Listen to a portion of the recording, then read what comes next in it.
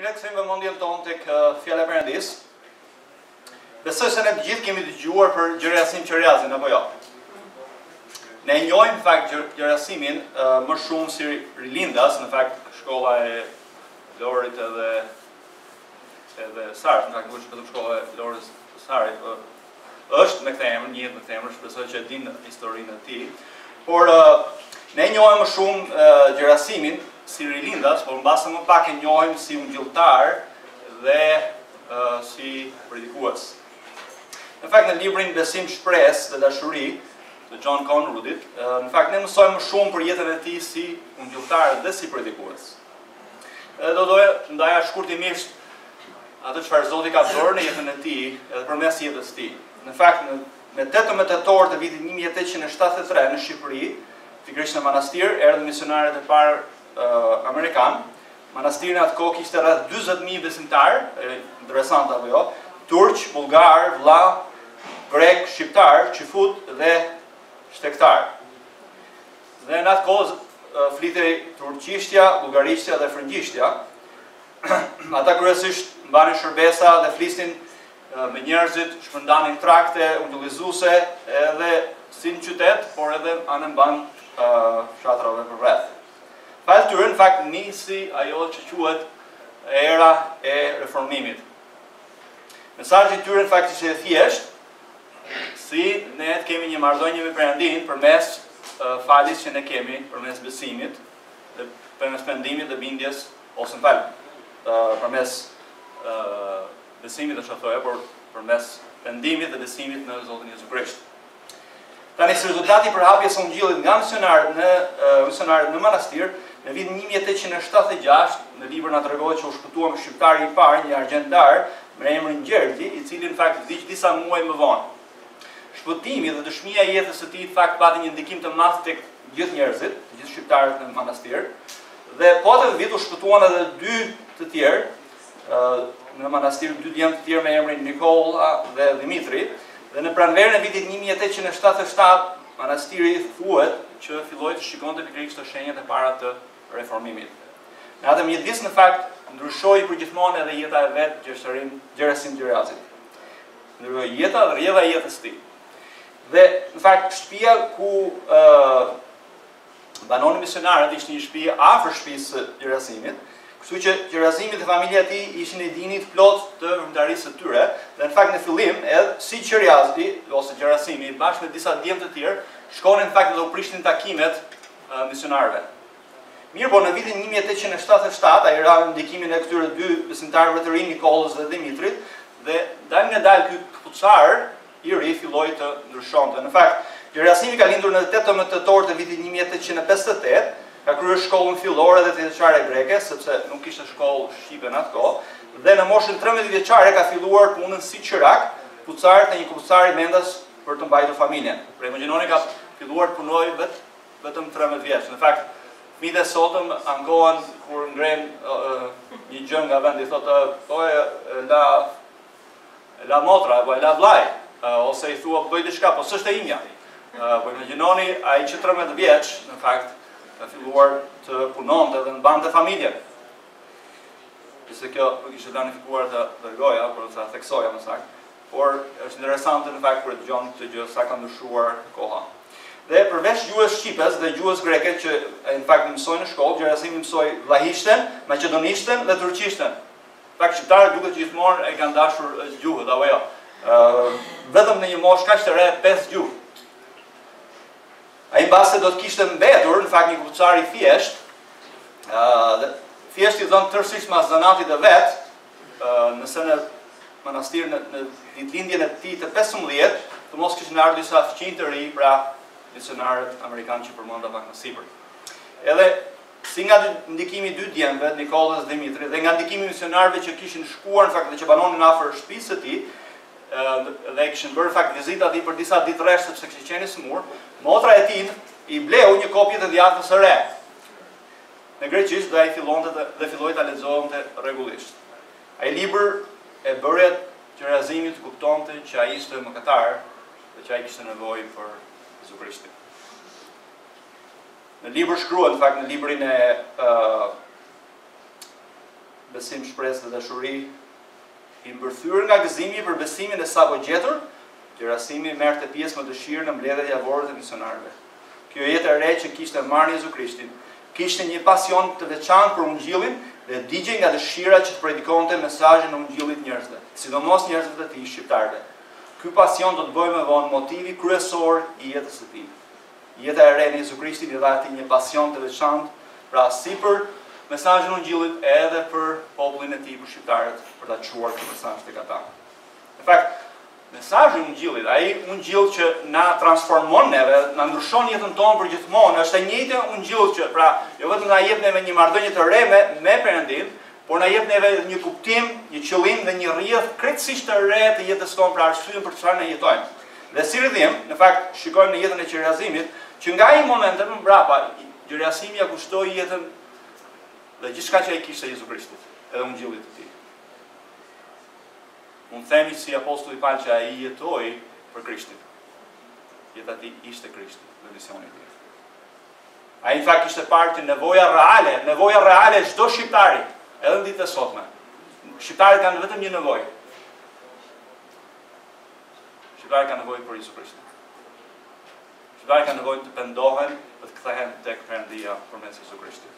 Dhe ai kishte kuptuar fare mirë një gjë të vërtetë, një gjë të tillë, dhe ai u përkushtua kësaj gjëje të vetme. Ai mendoi, veproi, u përpoq për një gjë të vetme, për hapjen e Ungjillit mes shqiptarëve. Asgjë tjetër nuk kishte rëndësi në jetën e tij përveç se Jezu Krishtit dhe misionit të tij. Në fakt, ky duhet jetë misioni i çdo krishterit të vërtetë që ka përjetuar fuqinë transformuese të Ungjillit të Jezu Krishtit. Që t'ia kushtoi jetën Jezu Krishtit dhe misionit të tij. Në fakt, përkushtimi i gjerasimit ndaj përhapjes së gjuhës shqipe, përkushtimi i tij ndaj shqiptarëve e kishin burimin pikërisht tek një gjë vetme, që përmes gjuhës shqipe shqiptarët të dëgjonin Ungjillin. Pavarësisht nga vështirësitë që ai hasi, pavarësisht nga presionet familjare, pavarësisht nga presionet e forta të klerit grek, pavarësisht nga kohën e pushtimit otoman, pavarësisht se çfarë po ndodhte në jetën e tij, ai nuk u tund nga besimi i tij në Jezu Krishtin. Madje besimi i tij në Jezu Krishtin, në fakt, u kalit, u forcua dhe u kristalizua. Asnjëherë nuk u tërhoq mbrapa nga asnjë gjë. Në fakt, Gjerazimi mbaroi seminarin në Bullgari dhe u saktua predikues dhe ungjilltar në Maqedoni, por e kërkoi shoqërisë biblike të Londrës, në fakt të predikonte Ungjillin mes shqiptarëve. Në fillim ata nuk pranuan, por më pas ngruan mendje dhe ai shkoi të predikonte pikërisht Ungjillin në Korçë. Dhe rrugës interesante, rrugës për në Korçë e zun rob kaçakët dhe mbajtën peng për 6 muaj. Dhe u lirua me ndërmjetësimin e shoqërisë biblike të Londrës, mbasi ato paguan shumën që ato kërkonin. Gjithsej është histori në veten, që mund të rregojmë pas një herë tjetër, por as kjo nuk e pengoi atë të shkonte të predikonte Ungjillin. Ai ishte i vendosur të predikonte Ungjillin mes shqiptarëve. E predikoi nën pushtimin turk. Në një kohë kur ishte vështirë përhapje përmes gjuhës shqipes që pengohej si nga kleri turk, kleri grek, apo edhe nga pushtimi otoman. Në fakt, Perëndia e përdori gjerasimit në ngritjen e kishës ungjillore të Korçës, vllazërisë ungjillore shqiptare, dhe gjithashtu ai ndihmoi në hapjen e parë të shkollës shqipe të vajzave dhe ai përfshi në shumërën të ri të rilindjes kombëtare. Por gjithmonë në qendër të çdo gjëje që bënte Gjerazimi ishte Krishti dhe Ungjilli i tij përmes tek shqiptarët, përmes shqiptarëve. Ai ishte përfshirë në çdo gjë, por çdo gjë çonte vetëm në një vend, te Krishti dhe lavdërimi i Krishtit. Përhapja e mesazhit të tij, avancimi i mbretërisë së Krishtit. Megjithëse ai vdiq në një moshë të re vetëm 35 vjeç, rezultat në fakt i tuberkulozit, që besohet që do ta ketë marrë gjatë kohës që ka ndetur 6 muaj mes kaçakëve. Megjithatë, një jetë kaq të re, ai e përmbushi Ungjillin. E përmbushi në fakt përhapjen e Ungjillit mes shqiptarëve. E përmbushi shërbesën e Ungjillit. Në fakt, Gjerasimi, si lindje për së dyti, ai pati një pasion dhe një ambicie të vetë në jetën e tij. Ambicia e tij e vetme ishte Krishti dhe Ungjilli i tij. Mes shqiptarëve. Ai jetoi pikërisht për këtë qëllim dhe jetoi pikërisht për këtë mision. Pyetja që unë kam është cili është në fakt pasioni ynë. Çfarë jetojmë ne? Cila është ambicia e jetës tonë? Cili është qëllimi i jetës tonë? Cili është misioni i jetës tonë? Si kështu. Diçka vjen dhe duhet buroj nga fakti që ne jemi të Krishtit dhe ai na ka shpëtuar ne. Ne jemi në fakt në pjesën e fundit të letrës së Romakëve dhe sot do të vazhdojmë me Romakëve kapitulli 15, vargjet 20-24 dhe në këtë pjesë të fundit të letrës apostulli Paul pasi na ka shpjeguar Ungjillin në kapitullin 1 deri në 5, pasi na ka shpjeguar pastaj rrjedhimet e tij në kapitullin 8 deri në 11 dhe pastaj zbatimin e tij nga kapitulli 12 deri te vargu 13 i kapitullit 15, tani në fund fare ai na tregon edhe mbi planet e tij në lidhje me Ungjillin, por i tregon në një mënyrë të tillë që ai dëshiron që ne të kapim pasionin e madh që ai ka për Krishtin dhe për Ungjillin e tij. Ai dëshiron që kisha në Rom të bashkangjitet misionit të tij për të shkuar në Spanjë, për të çuar Ungjillin në Spanjë dhe ai dëshiron që kjo kishë të kthehet në një kishë misionare që të arrijë njerëzit ose krajinat që janë rreth tyre. Tani, teksa ne shikojmë këtë pasazh, edhe jemi duke studiuar këtë pasazh, dëshira ime dhe lutja ime është që edhe ne të kapim këtë pasion, që ishte te Gjerasimi, që në fakt ishte te Pali, edhe një pasion që është i vërtet të gjithë ato që njohin Krishtin, për të zgjuar pikërisht të dashuri dhe për të zgjuar këtë pasion për Jezu Krishtin, edhe për Ungjillin e tij, për ta çuar atë mes shqiptarëve. Pra si ne të jemi ambasador besnik të Jezu Krishtit, si ta përfaqësojmë atë sa më mirë, sa vëdënsisht. Pra kjo është çështja që ne po shikojmë gjatë këtyre javëve. Edhe Romakëve kapitulli 15, vargjet 14 dhe 33, në fakt ne kemi parë që na japin 4 komponentë kryesorë të rëndësishëm si ne mund të bëhemi, rritemi si ambasador besnik të Zotit Jezu Krisht dhe si të bëhemi një kishë misionare që do ta përmbush pra pikërisht këtë mision të madh, si ta përmbush shërbesën e Ungjillit në Tiranë, Shqipëri edhe më tej. Dhe kemi thënë që janë 4 komponentë të përkushtuar për të përmbushur shërbesën e Ungjillit, ambicia e Ungjillit, borxhi i Ungjillit dhe lutja e Ungjillit. Dhe në fakt ne kemi parë për 3 javë rresht komponentin e parë të përkushtuar ndaj shërbesës së Ungjillit dhe kemi parë konkretisht. Pra si e tregojmë ne që jemi të përkushtuar ndaj Jezu Krishtit, ose si e tregojmë ne që vërtet besojmë te Jezu Krishti. Përkushtimi ynë ndaj Jezu Krishtit shihet në këto 4 përkushtime, se si e shprehim në atë përkushtim dhe mirënjohje ndaj tij. Një themel të duhur, a jemi përkushtuar për rritjen e njëri tjetrit përmes fjalës së Zotit? A kemi motivin e duhur, pra jemi përkushtuar me gjithë zemrën në ndarjen e Ungjillit të tij? Pastaj a jemi përkushtuar me gjithë zemrën në dëshipullizimin e atyre që shpëtohen? Dhe pastaj a jemi përkushtuar me gjithë zemrën të ndajmë Ungjillin në gjithë jetën tonë dhe gjithçka që bëjmë? Pra gjithë jeta jonë vërtetë rreth Krishtit dhe rreth Ungjillit të tij. Dhe në fakt sot le të lexojmë edhe një herë, dhe ta hapim Bibla nëse nuk i keni hapur tashmë, të Romakëve kapitulli 15. Dhe lexojmë edhe një herë vargjet 20 deri në 24. Pra 20 deri në 24. Dhe kështu duke pasur nder të ungjillizoj atje ku nuk ishte njohur emri i Krishtit, që të mos ndërtoj mbi themelin e tjetër kujt. Por sikur është shkruar, ata të cilët nuk që shpallur do të shohin dhe ata që nuk kishin dëgjuar do të kuptojnë. Dhe për këtë arsye u pengova shumë herë të vite ju.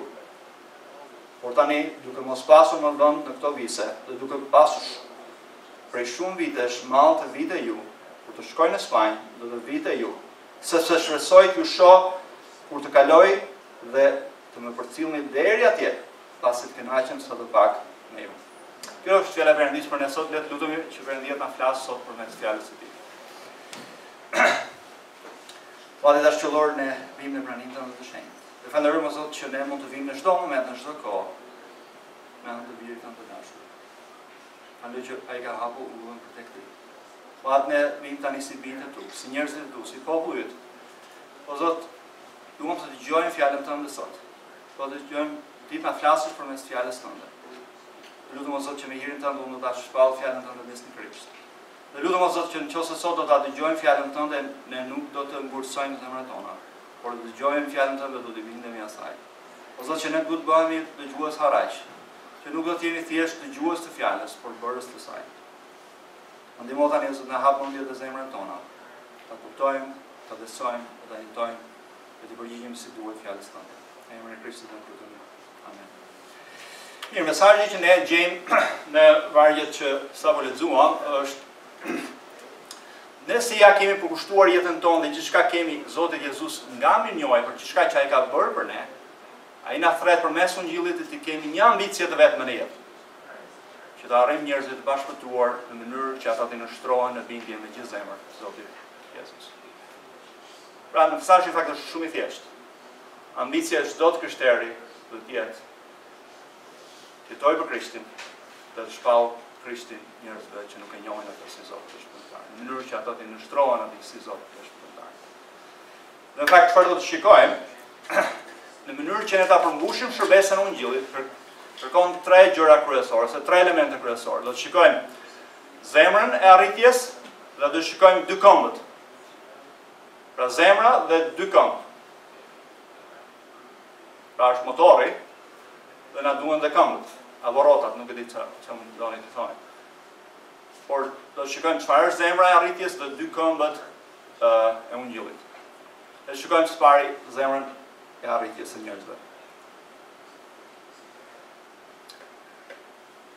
Nëse në fakt vargjet që kemi parë deri tani në vargjet 14 deri 19 na ftojnë ne të jemi të përkushtuar për të përmbushur shërbesën e Ungjillit që na ka dhënë neve Perëndia në Krishtin. Vargjet 20 deri 24 na tregojnë si ne ta përmbushim shërbesën e Ungjillit.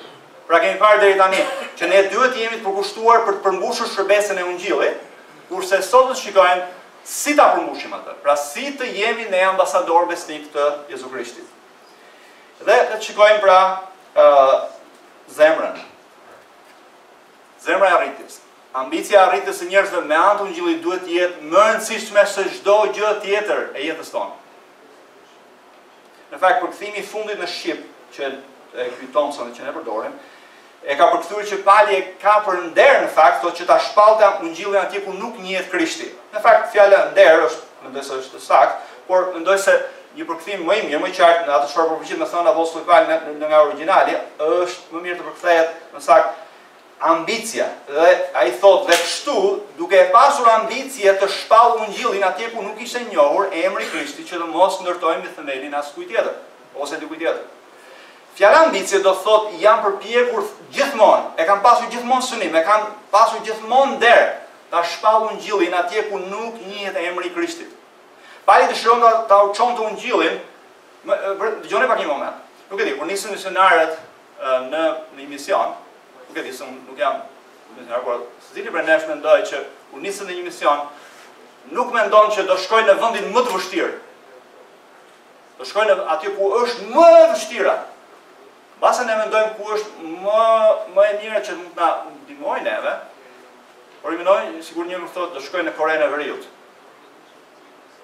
Dhe këtë po thoshte Pali. Unë jam e përkushtuar ta çoj Ungjillin në ato vende që askush nuk ka guxuar ta çojë. Pali gjithmonë ishte i përkushtuar në një gjë të vetme, për të shërbyer Krishtit sa më shumë dhe sa më mirë. Ai do ta çonte Ungjillin në vendin më të vështirë, atje ku djalli ishte më i fortë se në asnjë vend tjetër. Apostulli Paul thotë që jo vetëm gjithmonë kishte qëllim, pra kishte një ambicie të vetme, pra vjen ai thotë ambicia e jetës time është të shpall Ungjillin, dakor?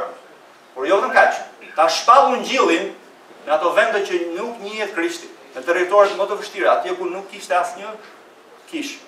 Arsyeja pse ai e bën këtë, jo vetëm sepse donte të shpallte Ungjillin, por ai gjithashtu thotë që nuk donte të ndërtonte mbi themelin e dikujt tjetër. Tani ky është një parim që kishte apostulli Paul, por ai nuk po thotë që është gabim që të ndërtosh në themelin e dikujt tjetër, pra ai sa merrem vesh të çajin duke bërë, sepse ne shikojmë diku tjetër pali që thot Pollosi uiti, ky bëri këtë edhe Perëndia këto rritjen. Pra shikojmë një proces që pali është përfshirë në një skuadër është përfshirë me të tjerë për të ngritur një kish. Pra pali nuk po thotë që kjo është mënyra e vetme, por ai thotë kjo është çfarë unë kam si qasje.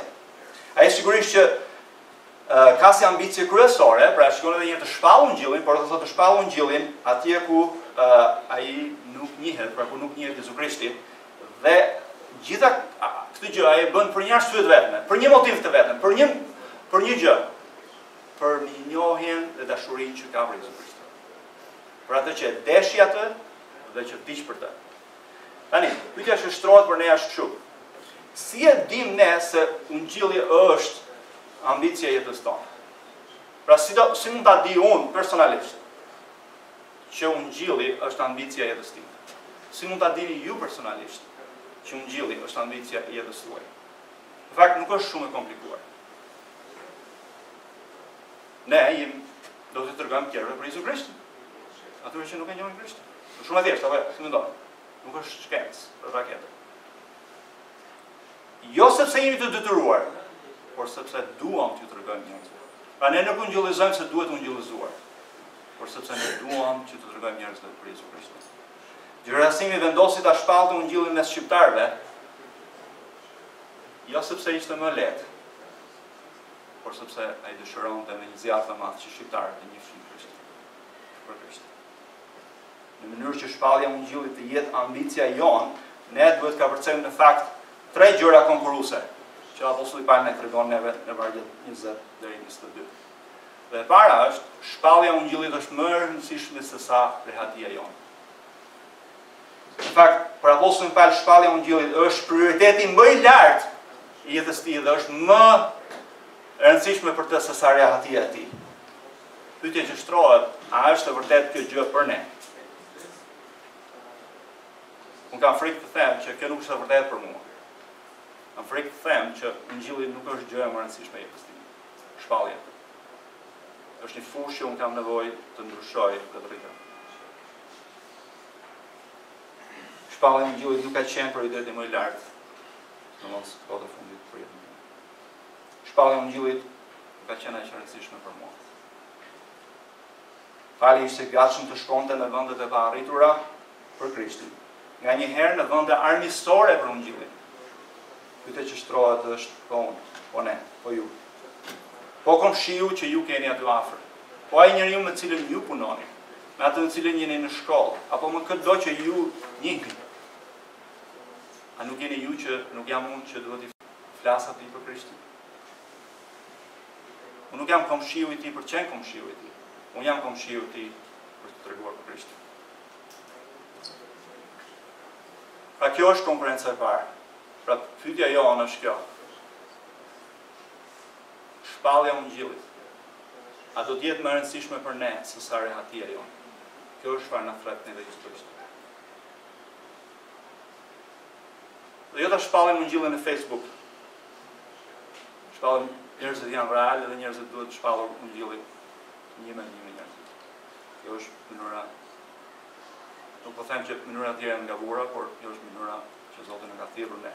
Së dyti, shpallja e Ungjillit është më e rëndësishme se sa të shquarit e vetes tonë. Shikoni, Pali thotë po sikur të është shkruar, ata ndër të cilët nuk që shpallur do të shohin, dhe ata që nuk kishin dëgjuar për të do të kuptojnë. Pali në ambicien e tij për të shpallur Ungjillin mes atyre që nuk e njohin Krishtin, edhe kur thotë këtë gjë, ai citon në fakt një profeci nga Isaia 52:15 dhe kjo profeci është mbi Mesian, mbi Krishtin, dhe flet për shërbetorin që vuan, që përulet dhe lartësohet, që është Jezu Krishti. Tani, ne, nëse ne jetojmë për veten tonë, pra nëse jemi duke jetuar ne për veten tonë, nëse ambicia e jetës tonë është vetja jonë, që ne të dallohemi, që ne të shquhemi, që të dallohem, apo që në qendër i jetës tonë është jemi ne, atëherë që të bëjmë të njohur Jezu Krishtin nuk është prioriteti ynë më i madh. Nuk është gjëja më e rëndësishme e jetës tonë. Ne shpesh mendojmë që arsyeja pse ne nuk ndajmë Ungjillin është se nuk mundemi ose nuk ka mundësi, pra njerëzit nuk ta dëgjojnë. Por kam frikë që ndarja e Ungjillit nuk është prioritet për ne. ndarja e Ungjillit nuk është aq e rëndësishme për ne. Mbase ndarja për veten tonë është prioritet. Vetëm shikoni në Facebook se çfarë njerëzit postojnë. A nuk po them që ka gabim postosh në Facebook edhe mos më kuptoni, por ka një balancë. Gjithçka flasin për veten e tyre. Ku kanë shkuar, kanë qenë, çka kanë bërë, gjithçka. Facebook në fakt është një mënyrë shumë e mirë për të njohur çfarë është në qendër të jetës tonë. Por pyetja është sa e rëndësishme është për ne ndarja e Ungjillit. Çfarë është më e rëndësishme? Vetja jonë, çfarë ne duam, të shpallim të tjerëve sa të mirë jemi, sa të mrekullueshëm si jemi ne, apo sa i mirë dhe të mrekullueshëm është Jezu Krishti, që ka dhënë jetën për ne. Le të mbajmë mend që shpëtimtari ynë la të gjithë interesat e tij, la gjithë lavdinë e tij për ne. Në vargu 21 na kujton që Ungjilli ka fuqinë e vetvete. Perëndia ka njerëz që përmes Ungjillit do të shikojnë thotë dhe do të kuptojnë. Kështu që ne mund ta ndajmë Ungjillin dhe me siguri Perëndia do t'u hapë sytë atyre të shohin dhe të kuptojnë. Para Perëndis, gjithë njerëzit, pra që nuk e njohin Krishtin, janë të gjithë që nuk shohin, janë të gjithë që nuk kuptojnë. Por Perëndia është ai që shpëton njerëzit përmes Ungjillit. Ata thotë që nuk shohin dhe ata që nuk kuptojnë. Pra njerëzit kanë nevojë të dëgjojnë Ungjillin, pse? Sepse ata janë në errësirë shpirtërore, nuk shohin dhe nuk kuptojnë. Nuk e dinë kush janë, nuk e dinë çfarë kanë bërë, nuk e dinë se kush është Perëndia, nuk dinë as ku janë, as ku po shkojnë, çfarë ndodhen, pra kanë nevojë Perëndia të hapë sytë të tyre dhe të shohin dhe të kuptojnë. Pra, shpallja e Ungjillit, a është më e rëndësishme se sa të shquarit e vetes tonë? Dhe së treti, shpallja e Ungjillit është më e rëndësishme se sa planet tona personale. Por shikoni tani çfarë thot apostulli Paul në vargu 22. Edhe për këtë arsye u pengova shumë herë të vi tek ju. Ne mund të bëjmë çdo gjë në jetë, apo jo? Ne gjithmonë duhet të zgjedhim çfarë do bëjmë, apo jo? Do zgjedhim gjithmonë atë çfarë është prioritet për ne. Ne gjithmonë zgjedhim atë që është më e rëndësishme për ne. Nëse është ndarja e Ungjillit, ne do zgjedhim ndarjen e Ungjillit. Nëse është vetja jonë, do zgjedhim veten tonë. Por shikoni, madje edhe në jetën e shërbesës, ne kërkojmë të zgjedhim nga më e mira, nga çfarë është e mirë. Pali thotë që ai dëshironte të vizitonte miqtë e tij në Rom, por ai nuk mund ta bënte. Pse? Si mendoni? Ai kishte një çështje më të rëndësishme. Cila është çështja më e rëndësishme? Përfundimi i shërbesës Ungjillit në lindje të detit Mesdheut, këtu ku jemi ne. Që udhëtimi për në Rom mund të priste. Pyetja është kjo, a është Ungjilli për ne më i rëndësishëm se sa planet tona personale? Kur ishte ere fundit që ne i thamë diçka je jo, në mënyrë që ne të ndanim Ungjillin me dikë. Që ne zgjodhëm jo veten tonë, po zgjodhëm të tjerët. Nevojën që ata kanë për Krishtin. Kjo është edhe një çështje ambicie. Pra ndarja e Ungjillit është çështje ambicie. Është çështja çfarë është më e rëndësishme në jetën tonë? Çfarë janë planet tona personale? Është shpallja e Ungjillit, jetuarit për Krishtin, apo jeta jonë? Dhe si do të arrijmë në njerëzit e pashpëtuar? Ne do të shpallim njerëzve Ungjillin, s'ka mënyrë tjetër. Dhe pra këto janë tre mënyrat që konkurrojnë në zemrën tonë, që na pengojnë neve që ne kemi një ambicie të vetme në jetën tonë, që të shpallim Jezu Krishtin si Zot dhe Shpëtimtar. Por ndërkohë që kemi parë që çfarë duhet të jetë zemra e arritjes, pra çfarë duhet të jetë ambicia e jetës tonë, çfarë duhet të jetë gjëja më e rëndësishme e jetës tonë, shikojmë tani dy këmbët e Ungjillit, pra dy këmbët e arritjes. Spari është këmba e parë, strategjia, vargu 23. Edhe njerë, le të kuptojmë këtë gjë që Ungjilli jo vetëm na shpëton, na shfaqson, jo vetëm na shenjtëron, por Ungjilli na jep neve këmbë ta çojmë atë tek të tjerët që nuk e njohin Krishtin.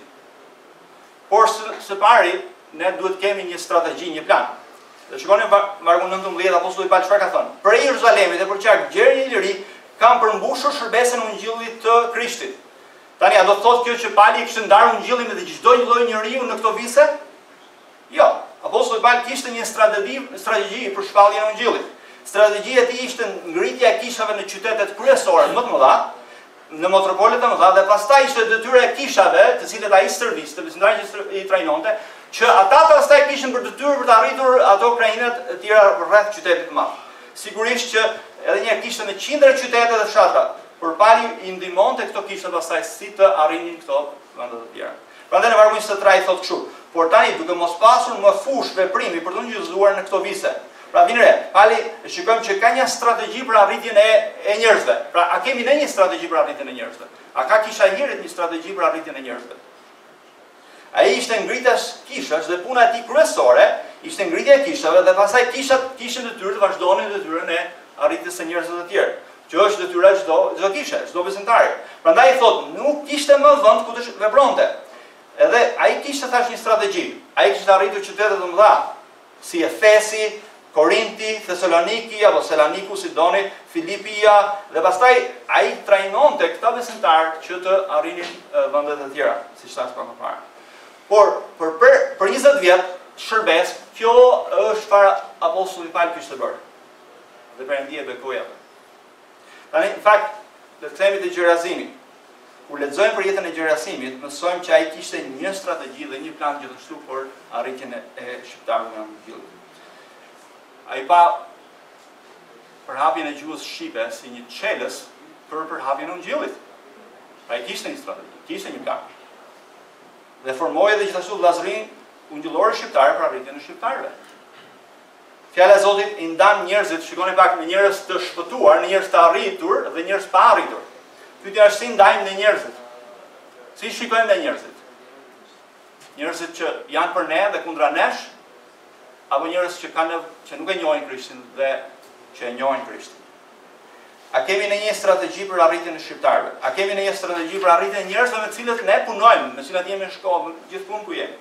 Pra ne kur do të kemi atëherë një strategji? Do të kemi një strategji kur kemi një ambicie, pa pasur ambicie, pa qenë arsyeja kryesore, dhe gjoja kryesore e jetës tonë, ndarja e Ungjillit, nuk mund të jetë në fakt nuk do të kemi as strategji as plan. Ne nuk kemi asnjëherë strategji për plan për një gjë që nuk na intereson, që nuk është e rëndësishme për ne, apo jo. Kur ne duam bëjmë një plan për shkuar në të supozojmë në Dërmi. Kemi një javë ushqim dhe bëjmë një plan, apo jo. Do shkojmë me makinë, do shkojmë me autobus, do shkojmë me tren, do marr këtë me vete, do lë këtë, gjithë pra kemi një plan. Është e rëndësishme për ne të shkojmë ndërmjet, kështu që të bëjmë një plan. Por asnjëherë nuk bëjmë për një plan për një gjë që nuk kemi ndërmend të shkojmë në një vend, apo jo. Pra, asnjëherë nuk do të kemi një strategji, asnjëherë nuk do të kemi ndonjë plan për ndarë Ungjillin me ndonjë njeri, pra ai sa Ungjilli nuk është i rëndësishëm për ne. Pra problemi qëndron tek praktikisht çfarë është gjëra më e rëndësishme e jetës tonë. Nëse Ungjilli nuk është gjëra më e rëndësishme e jetës tonë, nuk do të bëjmë asnjëherë asnjë lloj plani, asnjë lloj strategjie për të arritur ndonjë.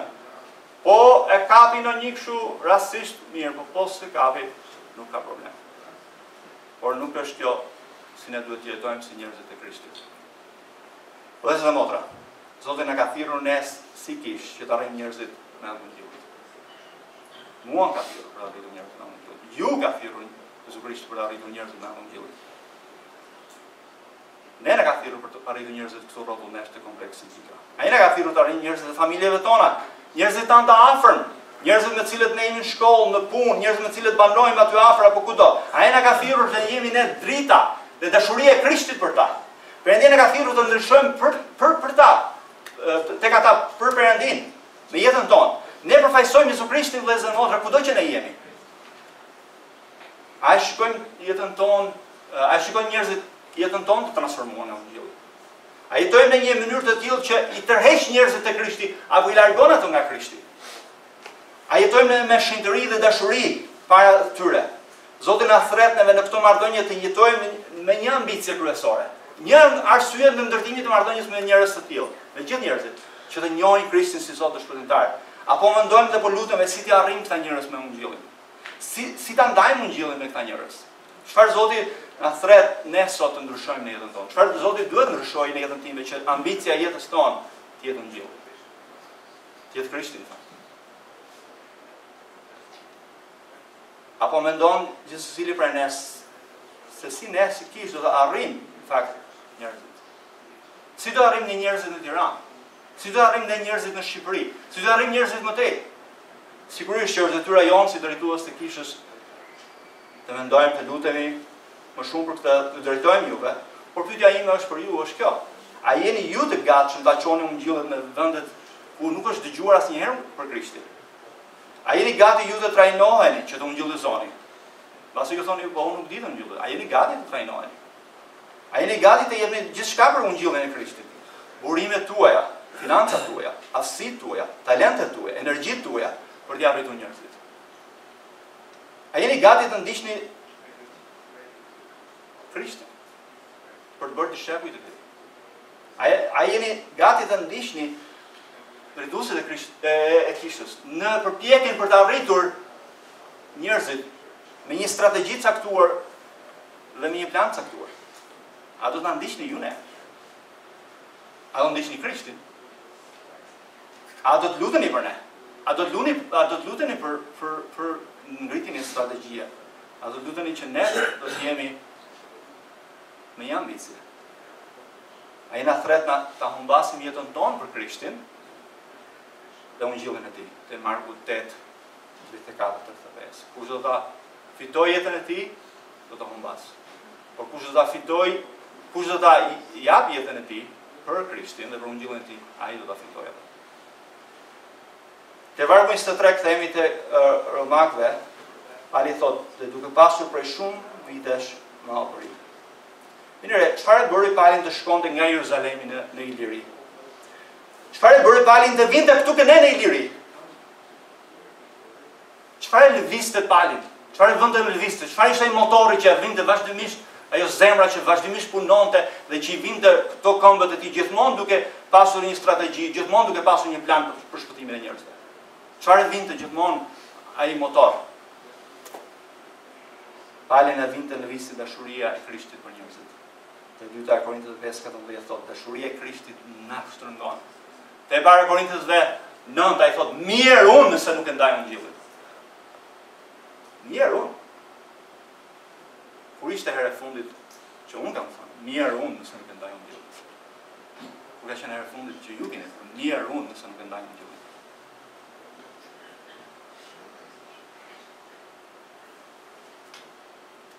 Sepse Pali besonte te Krishti që e deshi dhe dha jetën e tij për ta. A besojmë ne te Krishti që na deshi dhe dha jetën e tij për ne? Atë e vuri në lëvizje dashuria e Krishtit. Çfarë na vën në lëvizje? Çfarë është motori i jetës tonë? Çfarë jetojmë neve? Dashuria për veten tonë apo dashuria për Krishtin? Në vargu 23 shikojmë pasionin e madh që ka ai për njerëzit. Çfarë bëri Palin të shkonte edhe një herë nga Jeruzalemi në Iliri? Ai donte shqiptarët. Prandaj solli Ungjillin te shqiptarët deri në Iliri. Prandaj solli Ungjillin tek ne. Ai besonte që nevoja më e madhe e shqiptarëve, atëherë edhe sot, nevoja më e madhe e shqiptarëve është Krishti. Është Ungjilli. Por ne jemi njerëz të Krishtit. Ne jemi populli i Perëndisë, që ai ka zgjedhur, që ka shpëtuar dhe që ka pajisur për ta çuar Ungjillin tek njerëzit e pashpëtuar. Krishti nuk ka nevojë për asnjërin prej jush në qira fjala, nuk ka nevojë as për mua. Krishti nuk ka nevojë për asnjërin prej jush në qira fjala. Krishti mund të shpëtojë gjithë shqiptarët pa ndihmën time dhe pa ndihmën tuaj. Nuk po I bëni Krishtit ndonjë favor. Krishti nuk kërkon favor për jush. Por Krishti, Perëndia, në dashurinë e tij të madhe, do të përfshijë ne si bijtë e tij në punën e arritjes së njerëzve për Krishtin. Çështja është nga dashuria që ne kemi për Krishtin, dhe dashuria që ne kemi për njerëzit, a do ta bëjmë në pasionin kryesor jetës tonë, Krishtin dhe shpëtimin e njerëzve.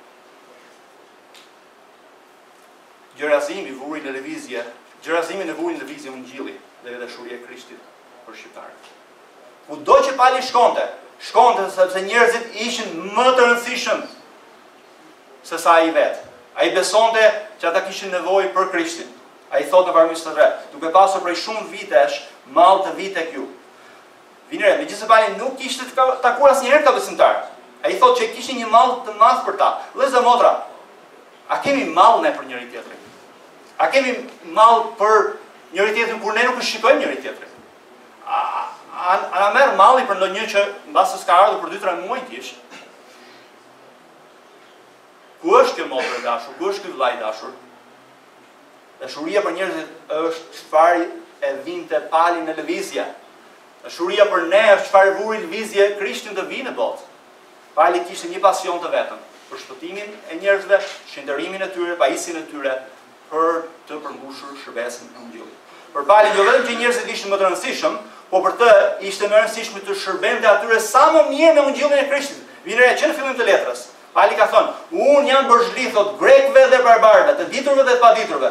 Kështu që ai sa varet nga unë, jam gati të predikoj Ungjillin edhe juve që jeni në Romë. Pra vini re, pse donte të shkonte Pali në Romë? Pse shkoi në Korint? Pse shkoi në Thesalonik? Pse erdhi këtu tek ne në Iliri? Nuk ishte sepse pa në një nga këto reklamat e fundit tona që Shqipëria është vendi më i preferuar për parë. S'kishte në të kohë saj, nuk ishte në vende turistike. Ai shkoi sepse donte të çonte Ungjillin, por me jo se diçka tjetër. Apo shkonte Pali aty që përmbushte veten e tij, apo shkonte Pali që të ndjehej më mirë. O, në fakt kam nevojë të shkoj në Iliri që të ndjehem më mirë, që për shërbej Krishtit. Shumë besimtarë që ndrojnë nëpër kisha. Dhe shkojnë nëpër kisha, që të përmbushen ata, që ndjehen ata më mirë. Dhe në fakt, kur i pyes shpeshherë besimtarë, po pse shkon tek ajo kishë? Aty ndjehen mirë. Kam tani mbase e dini çfarë? E dini si zihet një bretkose gjallë? E marrin bretkosën, e fusin ujë ftohtë, e vënë sipër zjarrit. Edhe me qenë se bretkosa nuk ka gjak, ajo nuk e ndjen nxehtësinë. Edhe e fusin aty dhe ajo ngrohet, por ajo mund të dalë nga ena në çdo moment. Por nuk del, ndjehet mirë aty. Fakti që ndjehesh mirë në një kishë, nuk do thotë që është vendi mirë për ndetë. Se mund të jesh deri në atë pikë që bëhesh si e bretkosa që zihesh brenda dhe nuk e dinin që po zihesh. Apo në botë. Edhe në botë mund ndihesh mirë, po problemi është se mund të zihesh si ajo bretkosa. Por çështja është ndron këtu. Pali shkoi tek këta njerëz që të shërbente atyre edhe një herë Ungjilli. Ai e shikonte veten si shërbëtor të Krishtit me një mision hyjnor. Shkon edhe një herë te vargjet 14-15, kapitulli 15. Ai shkroi, por unë ju shkrova në një farë shkallë me guxim, që u kujtoj për hirin e madh që u dha nga Perëndia, që të jem shërbëtor i Jezu Krishtit ndërkombë duke shërbyer si prift Ungjillin e Perëndisë. Pra Pali si çfarë shikonte? Gjithmonë kur fliste për gjithçka që bënte ai si mirënjohje ndaj hirit të Perëndisë, thonë jam apostull, thonë në atë hirit të Krishtit, jo se meritoj. Dhe shikoni, ai gjithmonë ishte mirënjohës. Çfarë Perëndia kishte bërë për të? Perëndia kishte dhënë atij një zemër të re Palit. Dhe dashuria e madhe e Perëndisë rrithte përmes tij si një zjarr i madh tek njerëzit e pashpëtuar. Për njerëzit besimtarë apo edhe jo besimtarë. Që ata të njihnin Perëndin dhe dashurinë e tij. Pali pra ishte aq shumë mirënjohës çfarë Perëndia kishte bërë për të. Dhe tregonte këtë mirënjohje në mënyrë konkrete. Si? Duke i dashur njerëzit, duke ndarë Ungjillin me ta. Pyetja që shtrohet për ne është, cili është pasioni i jetës tonë? Çfarë na bën ne në lëvizje? Për çfarë ne jetojmë, për çfarë mendojmë çdo ditë, me çfarë mbushim kohën tonë dhe ku investojmë jetën tonë dhe burimet tona? Ku i çojmë ne gjërat që ne kemi? Nëse do të përmbushim detyrën që na ka dhënë Krishti, që të bëjmë dishepujt e tij këtu në Tiranë e në tutje, ne duhet t'u japim njerëzve fjalën e Perëndisë. Njerëzit kanë nevojë për fjalën e Perëndisë. Njerëzit kanë nevojë ta shikojnë fjalën e Perëndisë përmes nesh. Njerëzit po vuajnë urije, po jo nga buka, por nga buka e vërtetë që është Jezu Krishti. Po vuajnë urije nga fjala e Perëndisë. A jemi gati ne ta çojmë fjalën e Perëndisë tek ata? A jemi gati ne të ndajmë me ta bukën e jetës Jezu Krishti? Njerëzit po vuajnë urije.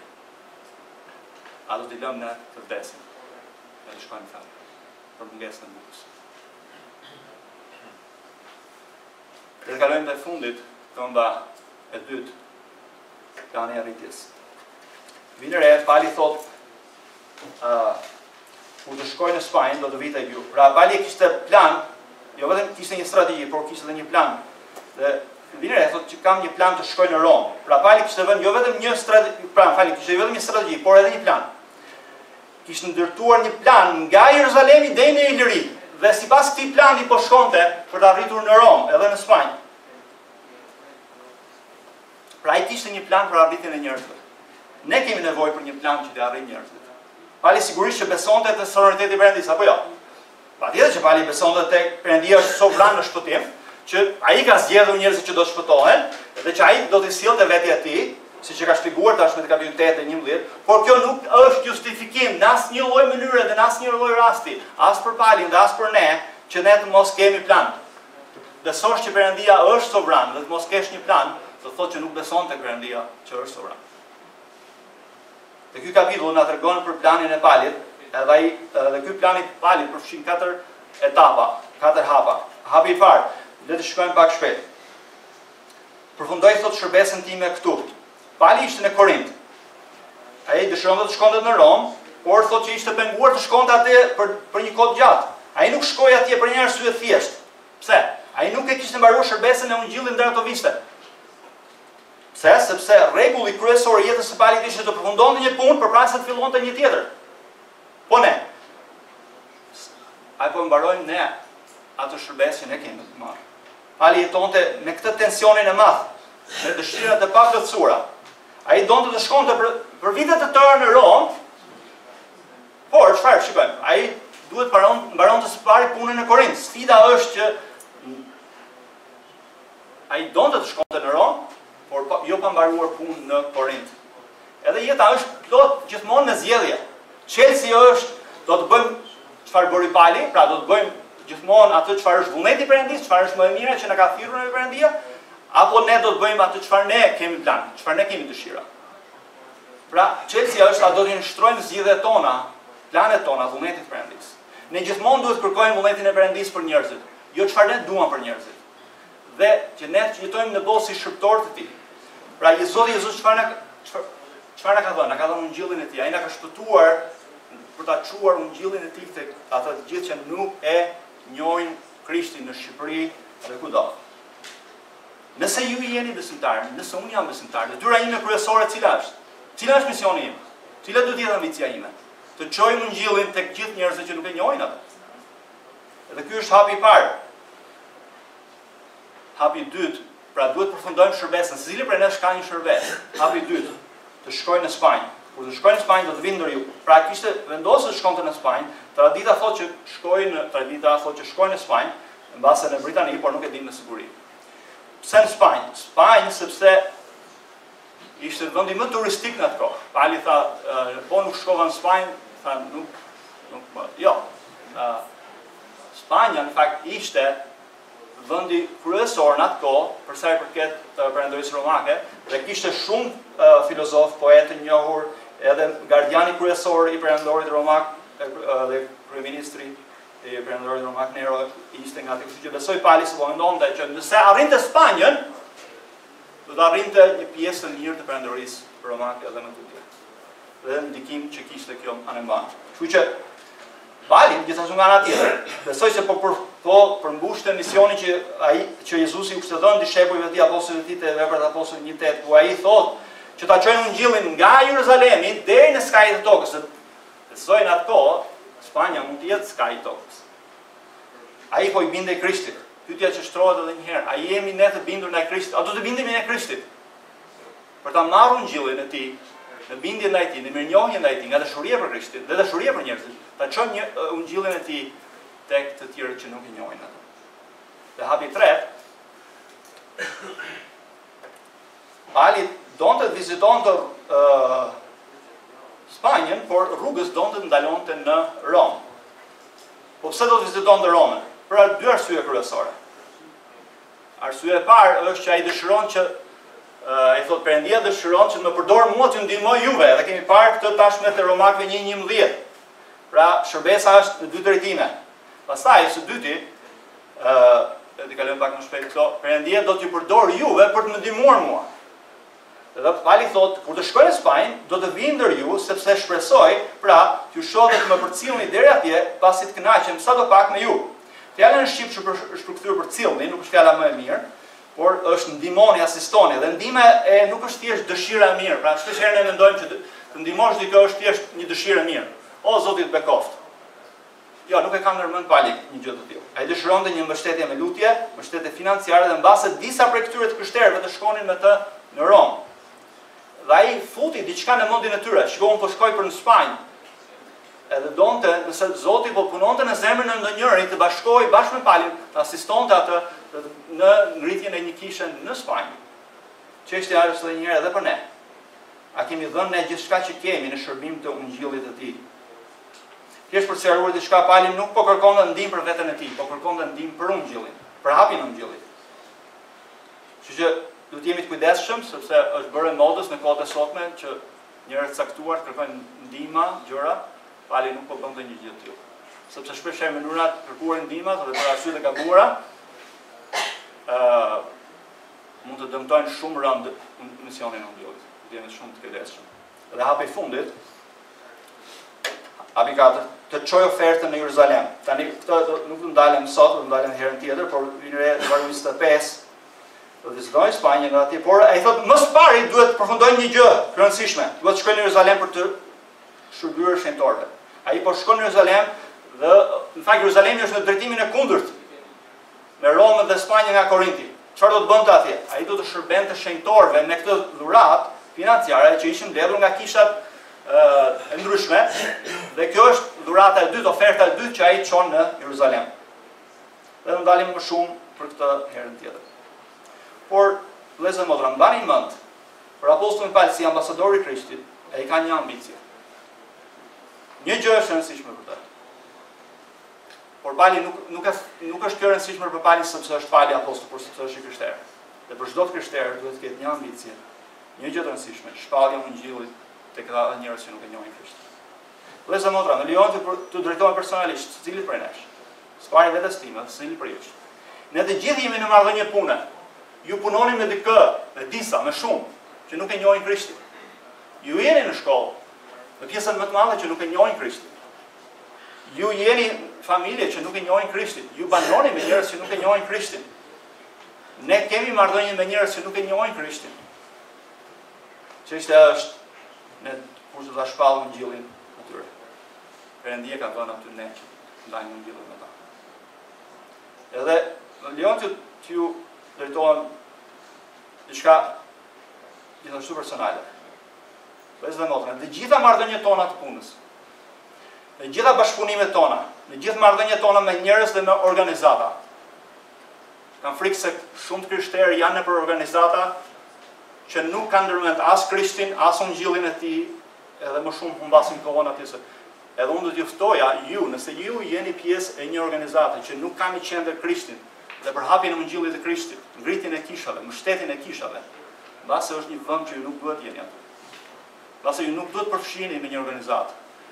Shpesh herë krishterët i shtrydhin si limona në organizata dhe kur misionarë apo njerëz saktur mbaren punë me ta, thonë ikni tani se ne ikëm, bëni çdo doni, ngrohuni ndjell. Po nuk është problemi. Problemi është që nuk ka shërbyer fare as Krishtit, as misionit, as Ungjillit të Tij. Prandaj ne duhet të jemi të kujdesshëm për hir të Krishtit, për hir të misionit, për atë mision që na ka dhënë Krishti. Nëse një marrëdhënie me një krishterë apo një organizatë nuk na ndihmon neve për hapjen e Ungjillit, apo pengon për hapjen e Ungjillit, besoj se ne nuk duhet të kemi marrëdhënie bashkëpunimi. Ne si kish nuk jemi në një organizatë që është e njohur këtu në Shqipëri. Edhe çdo herë që takoj drejtues, pse nuk jeni ju në këtë organizatë? Pse nuk jeni ju në këtë organizatë? Pse nuk jeni ju në këtë organizatë? Nuk jemi aty sepse ne nuk besojmë që bashkëpunimi edhe ta çon Ungjillin përpara, çon Ungjillin brapa. Nuk ndihmon Krishtin, pa ul Krishtin. Pyetja është, ose çështja është, çfarë nuk po them që të mos kemi bashkësi me ta, nuk po them që të mos flasim me ta, kemi bashkësi patjetër, janë vëllezër dhe motra në Krisht, por po flasim për bashkëpunim me ta. Le të jemi të qartë në këtë gjë. Çfarë po bëni ju? Çfarë po bëj unë?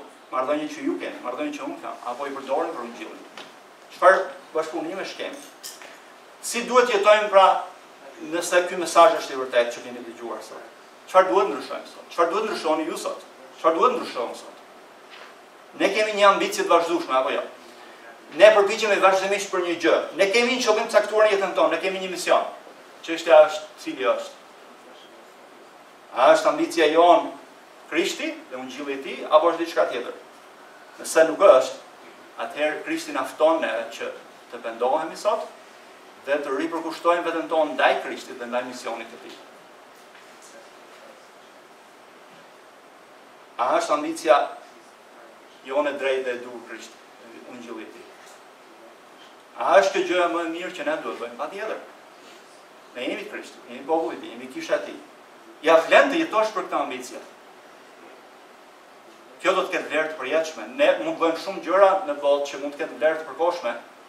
Jezusi thotë, disa njerëz luten për të dukur dhe ata kanë marrë tashmë shpërblimin e tyre. Pse kanë marrë shpërblimin e tyre tashmë? Si mendon?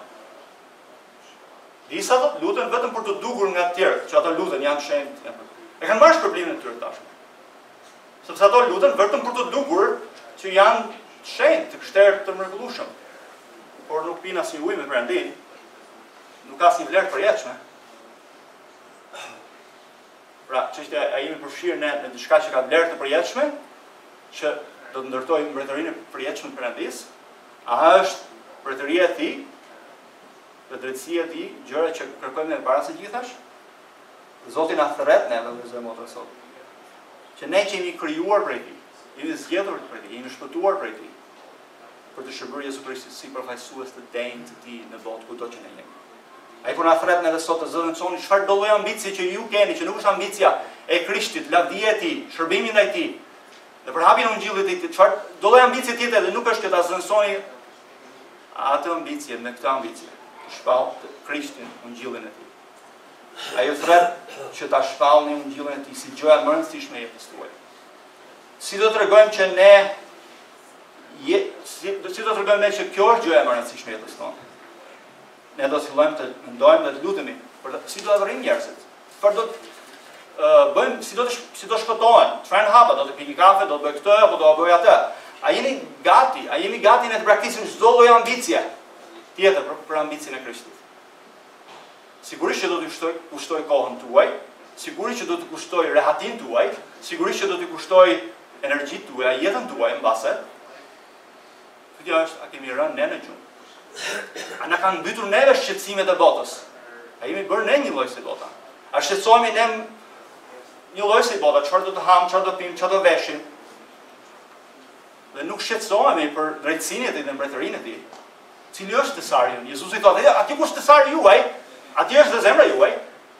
Nëse thesari nuk është Krishti dhe ungjilli i tij, sigurisht që ne nuk jemi duke ndarë ungjillin dhe nuk jemi duke folur për Krishtin, sepse thesari jon është diçka tjetër. Udhërimi i Zotit Jezus për ne si dishepujt e tij është sot kjo. Para së gjithash. Kërkoni mbretërinë e tij, drejtsinë e tij. A do ta përfaqësojmë sot, do ta përqafojmë ambicien e Krishtit për jetën tonë. Nëse dëgjoni sot fjalën e Perëndis, mos e ngurconi zemrën tuaj. Binduni Perëndis. Fjala e Perëndis është e qartë, e drejtë, e mrekullueshme. Ju ftoj të bindemi të gjithë Perëndis dhe të fillojmë së bashku. Pati dashur, ne falenderojmë atë që ti na ke dashur kaq shumë sa ne birin tonë të vetëm. Falenderoj që ne të kemi njohur përmes tij. Falenderoj që na ke dhënë një zemër të re, një jetë të re, një natyrë të re. Falenderoj që na ke transformuar.